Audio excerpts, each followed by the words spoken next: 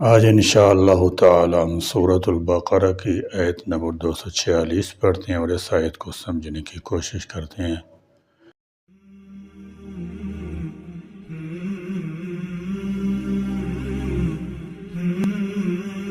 اعوذ باللہ من الشیطان الرجیم، بسم اللہ الرحمن الرحیم۔ ألم تر إلى الملأ من بني إسرائيل من بعد موسى إذ قالوا لنبي له ابعث لنا ملكا نقاتل في سبيل الله قال هل عسيتم إن كتب عليكم القتال ألا تقاتلوا قالوا وما لنا ألا نقاتل في سبيل الله وقد أخرجنا من ديارنا وأبنائنا فلما كتب عليهم القتال تولوا إلا قليلا منهم والله عليم بالظالمين۔ علم ترى، کیا نہیں دیکھا آپ نے، الی الملائی، ایک جماعت کی طرف، من بنی اسرائیل، بنی اسرائیل میں سے، من بعد موسیٰ، بعد موسیٰ کے، اذ جب، قالو، انہوں نے کہا، لنبی لہم، اپنے نبی سے، ابعث لنا، آپ مقرر کر دیں ہمارے لیے، مالکن، ایک بادشاہ، نقاتل، تاکہ ہم لڑیں، فی سبیل اللہ، اللہ کی راہ میں۔ قال، اس نے کہا، هل عسیتم، تحقیق ہو سکتا ہے تم، ان کتب علیکم،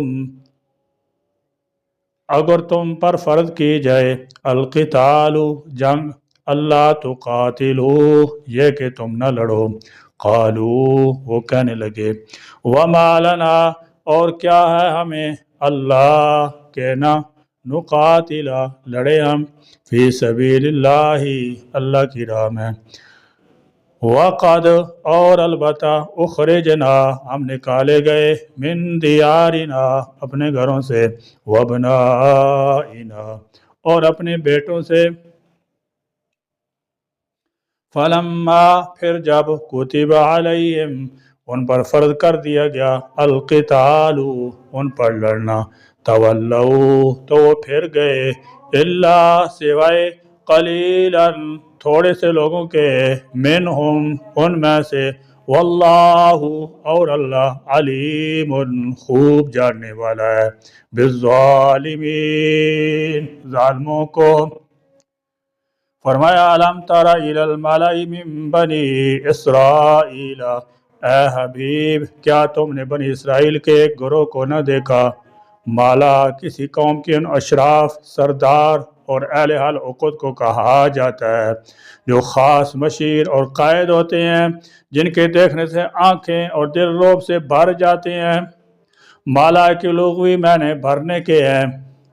مفسرین نے جو واقعہ بیان کیا ہے اس کا خلاصہ یہ ہے کہ بنو اسرائیل حضرت موسیٰ علیہ السلام کے بعد کچھ عرصے تک تو ٹھیک رہے، پھر ان میں انحراف آ گیا، دین میں بدعات ایجاد کر لی، حتیٰ کہ بتوں کی پوجا شروع کر دی۔ انبیاء علیہ السلام ان کو روکتے رہے، لیکن یہ معصیت اور شرک سے باز نہیں آئے۔ اس کے نتیجے میں اللہ نے ان کے دشمنوں کو ان پر مسلط کر دیا، جنہوں نے ان کے علاقے میں چھین لیے اور ان کی ایک بڑی تعداد کو قیدی بھی بنا لیا۔ ان میں نبوت وغیرہ کا سلسلہ بھی منقطع ہو گیا۔ بالآخر بعض لوگوں کی دعاؤں سے شمویل نبی پیدا ہوئے، جنہوں نے دعوت تبلیغ کا کام شروع کیا۔ انہوں نے پیغمبر سے یہ مطالبہ کیا کہ ہمارے لیے ایک بادشاہ مقرر کر دیں جس کی قیادت میں ہم دشمنوں سے لڑیں۔ زیر درس آیت میں جہاد ہی کی متعلق تنظیم کا تذکرہ ہے۔ جہاد ایک اجتماعی مسئلہ ہے اور اس کے لیے تنظیم کا ہونا نہایت ضروری ہے، اس کے بغیر کامیابی ممکن نہیں۔ گویا یہاں سے اللہ تعالیٰ جل شانہ نے مسلمانوں کے سیاسی نظام کے اصول و قواعد بیان فرمائے ہیں اور اس کے طریقہ کار کی وضاحت فرمائی ہے۔ دنیا بھر کا سیاسی نظام اجتماعیت سے تعلق رکھتا ہے۔ قرآن پاک نے اسلام کے سیاسی نظام کے خط و خال سورہ بقرہ کے علاوہ بعد دوسری صورتوں، مثلا سورہ صف، سورہ حج، سورہ انفال، سورہ توبہ وغیرہ میں بیان کی ہیں۔ बल्कि इन सूरतों के बाद मकामात तो इस निज़ाम के मतलब मुस्तकिल अबवाब की हैसियत रखते हैं। चूँकि ये एक इज्तमाही मसला है, इसलिए इस निज़ाम को चलाने के लिए हाकम या अमीर का तकर्रुर लाजमी है। ख़ुसूसन जिहाद जैसे इज्तमाही काम के लिए अमीर लश्कर का होना ज़रूरी है, जिसकी सरकर्दगी में कौम जिहाद में हिस्सा ले सके। बुखारी, मुस्लिम और हदीस की दीगर किताबों में इमारात या खिलाफत पर बाब मौजूद हैं और इसमें मुसलमानों की रहनुमाई के लिए मुकम्मल तालीम दी गई है। बहरहाल इनमें भी शिरक की बीमारी पैदा हो गई। अम्बिया की नफरमानी, उनका कत्ल कुरान पाक में जिसका जिक्र है। फिस्क फजूर बहुत बढ़ गया। जिस तरह इस ज़माना में मुसलमानों में हर किस्म की बुराइयाँ पाई जाती हैं। हज़रत मूसा अलैहिस्सलातु वस्सलाम के बाद जब बनी इसराइल की एतक़ादी और अमली हालत नहायत ख़राब हो गई और उन्होंने अदीलाई को फरामोश कर दिया, बुत परस्ती में मुब्तला हो गए, सरकशी और बदअफ़ाली इंतहा को पहुँच गई, तो उन पर कौम जालूत मुसल्लत कर दी गई, जिसको अमालका कहते हैं। जालूत एक नहायत जाबुर बादशाह था। उसकी कौम के लोग मिस्र फ़लस्तीन के दरमियान बैरूम के साहिल पर रहते थे। उन्होंने बनी इसराइल के शहर छीन लिए। उस ज़माने में अमालका बड़ी ताकतवर कौम थी। उन्होंने बनी इसराइल के बहुत से इलाकों पर कब्जा जमा लिया। ये कौम बनी इसराइल की करीबी हमसाया भी थी, लिहाजा वो आसानी से इन पर गालिब आ गए। उनके मर्दों को कत्ल कर दिया, औरतों को लौंडियाँ बना लिया। इसराइली रिवायात में आता है कि अमालका ने 30,000 नौजवान लड़कियों को लौंडिया बना लिया। उनके नबी शमवेल या समोइल को चूँकि असल मर्द का इल्म था, लिहाजा उसने इनसे पुख्ता अहद लिया कि कोई बादशाह मुकर्रर कर दिया जाए तो फिर तो जिहाद से राय फरार इख्तियार न करोगे। जिसके जवाब में उन्होंने यकीन दिलाया कि हम हरगिज़ ऐसा नहीं करेंगे और कर भी कैसे सकते हैं जब हम पहले ही बेघर हो चुके हैं। दुश्मन ने हमारे मुल्क छीन लिए, हमारे बीवी बच्चों को लौंडी गुलाम बना रखा है, लिहाजा हम क्यों ना उनसे लड़ेंगे। लेकिन उसके बावजूद जब उन पर जिहाद फ़र्ज हुआ तो मुख्तलिफ हीलों बानों और कठहुइतियों से अपने किए हुए ऐद से फिरने लगे। बनी इसराइल में यह दस्तूर रहा है कि उनके हुक्मरान भी अम्बिया ही हुआ करते थे। उन्हीं के पास मुकदमात के फैसले होते थे और उन्हीं की सरकर्दगी में जिहाद किया जाता था।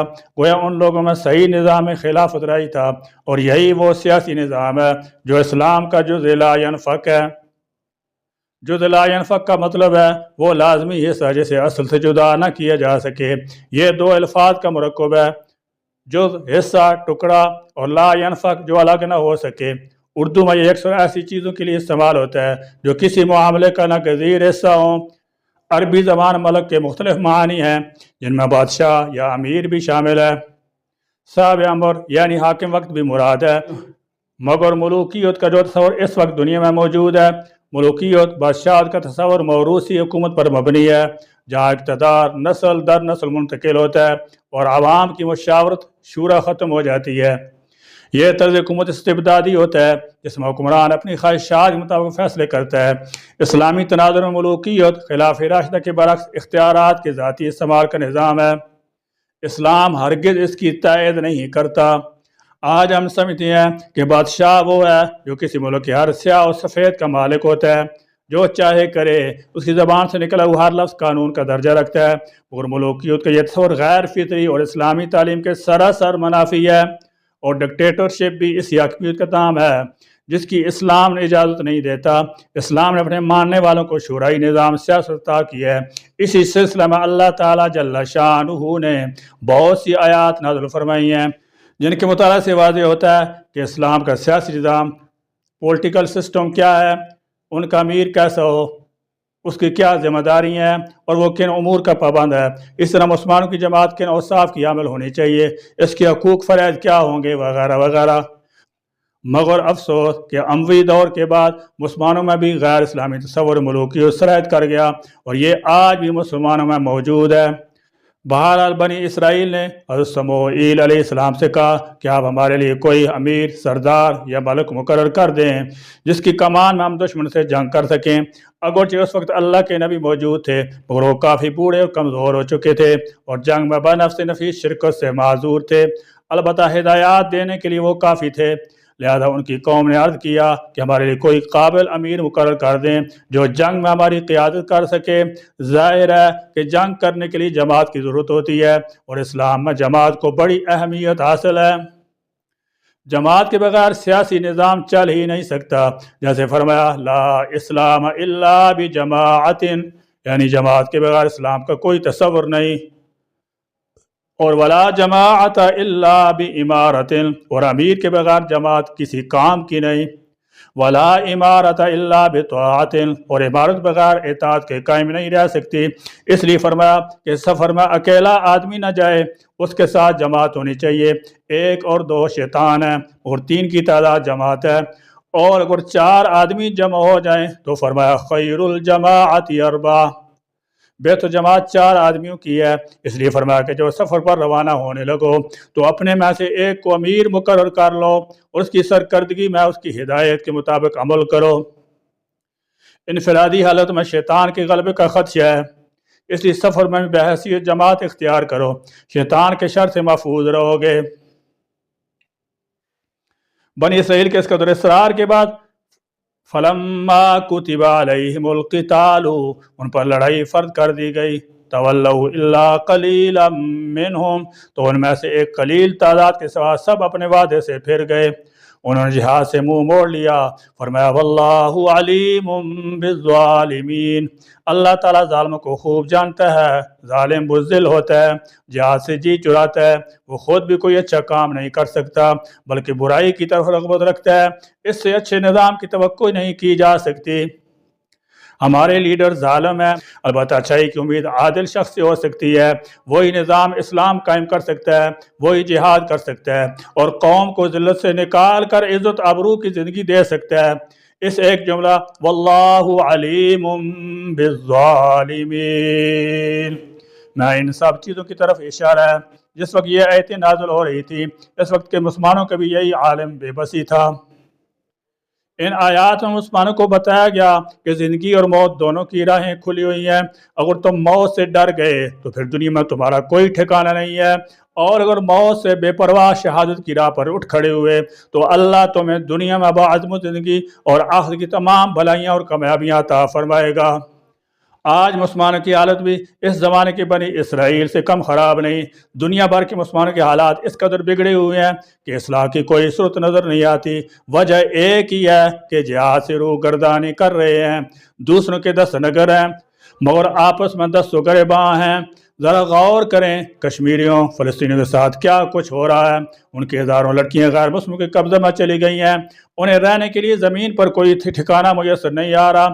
آخر میں فرمایا گیا کہ اللہ کا یہ نظام کائنات اس کی مصلحتوں کے ساتھ چل رہا ہے، اگر وہ اسی طرح ظالموں کو بعض بے بس کمزور لوگوں کے ذریعے ہٹاتا نہ رہے یا اگر جہاد کا حکم نہ دے تو اس کے نیک اور صالح بندے تو سر اٹھا کر چلنے کے قابل ہی نہ رہیں گے۔ وہ اپنی ان مصلحتوں سے شریروں فسادیوں کو دنیا سے مٹاتا رہتا ہے تاکہ اللہ کی زمین نیکی اور تقوی کے اثار سے محروم ہو کر نہ رہ جائے۔ الغرض کفر، شرک، معصیت، حدود اللہ کو توڑنا، بدعت کا اجرا، چوری، ڈاکہ، قتل، دوسروں کے حق کا ضیاع وغیرہ سب ظلم کی مختلف شاخیں ہیں۔ ظالم سے اسی قسم کے افعال سرزد ہوں گے، البتہ جب عادل حاکم آئے گا تو تمام برائیاں ختم ہو جائیں گی۔ حق و عدل کا دور دورہ ہوگا کہ عدل نظام اسلام میں سب سے بڑا ستون ہے۔